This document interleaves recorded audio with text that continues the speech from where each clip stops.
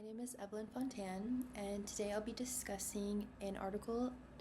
published by the New York Times titled "Senate Moves Towards Ending Shutdown After Democratic Defectors Relent," written by Katie Edmondson and Michael Gold. So this article focuses on how last night, Sunday, there was a 60-40 vote in the Senate that essentially would move forward with the government reopening after the longest government shutdown in U.S. history. The article explains how this decision was passed through the action of 8 Democratic senators crossing party lines and voting alongside Republicans to pass this legislation. This was a very contentious issue and choice to make because it went against the central plan that Democrats held during this government shutdown, which was to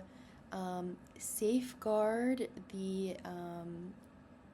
subsidies that Americans had afforded to them through the Affordable Care Act, which would prevent premiums from rising for all Americans,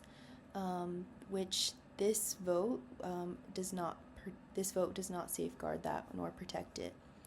However, it would allow another vote to occur in December, which would be the Congress would vote on whether or not to extend those health insurance tax credits. However, it's questionable whether that was a good decision to move that vote to later because it'll be a Republican-led Congress, so it's led to believe that that bill will be dead on arrival. The authors in this article point to the Democrat senators who voted for this to pass, one being Senator Tim Kaine, and his central reasoning for working with the Republicans was to reverse the layoffs that occurred during the shutdown and help the furloughed workers receive their back pay that occurred during this government shutdown. And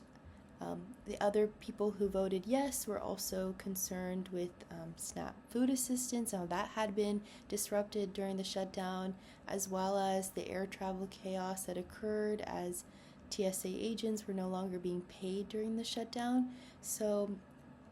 the goal was to stop all of that and have the government to reopen. However, the large issue with this is that the deal does not protect the health insurance tax credits of Americans who receive their care through the Affordable Care Act, which will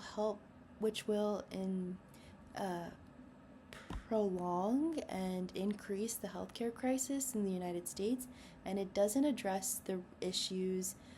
that Democrats were hoping that would be addressed as this government shutdown occurred. One independent senator, Bernie Sanders from Vermont, called this a policy and political disaster because millions will now be without health care post this decision, as well as Americans will be having to pay a lot higher in their premiums. And so it's created a lot of tension between the Democrat voting senators because they crossed that line, and it really just undermined the goals that Democrats had during the shutdown.